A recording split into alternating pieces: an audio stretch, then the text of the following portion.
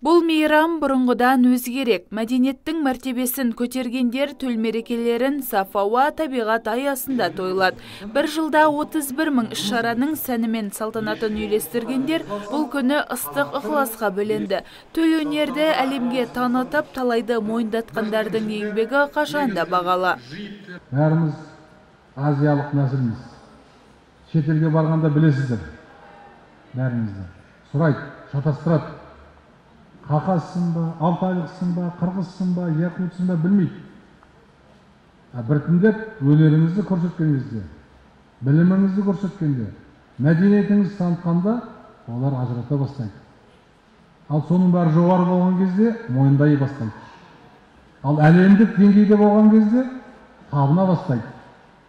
Құрмет көрсете бастайды. Яғни әр халықтың ерекшелігі, байлығы, құрметі осыған байланысты. Соның бәрін жасап жатқан сіздерсіздер. Соның бәрін танытатын сіздерсіздер. Ары қарай жалғастыратын да сіздерсіздер.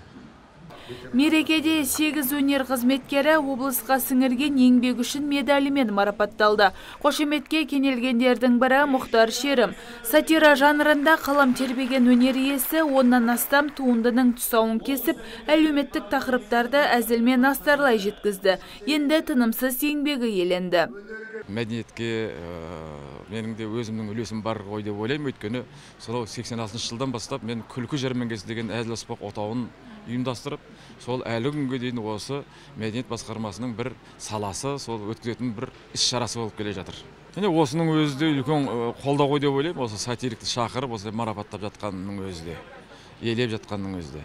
Ал біз өз тарапымыздан қоғамдағы болып жатқан кемшіліктерді, мерездерді, тағы басқа нәрселерді біз сатираның садағымен атқылап, сарказммен түйреп, улап, сөйтіп жаңағы біз адамдарға күлкі сыйлаймыз, адамдарға өмір сыйлаймыз. Сондай-ақ облыс әкімінің құрмет грамотасы, Нұр Отан облыстық филиалының алғыс хатымен 30-ға жуық мәдениет қызметкерлері марапатталды. Олардың арасында Ордабасы ауданының өнерпаздары да бар. Облыстық Нұрлы жол, болашаққа бастар жол фестиваліне қатысқандар бас жүлдені қанжығаларына байлады. Олар 200-ден астам өнерпаздың басын қосып, сәтті өнер көрсеткен.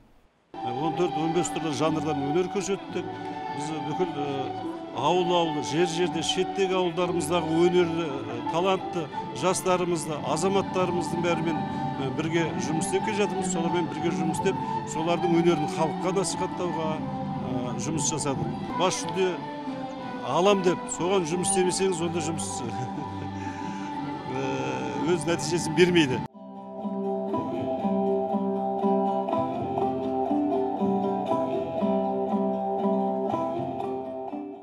Облыста 763 мәдениет мекемесі бар. Оның жұмысын қарқынды жүргізбекке 5 мыңға жуық өнер қызметкері абыройлы жұмыс атқарады. Мерейлі мерекеде де таланттарын танытып, концерттік бағдарламасын ұсынды.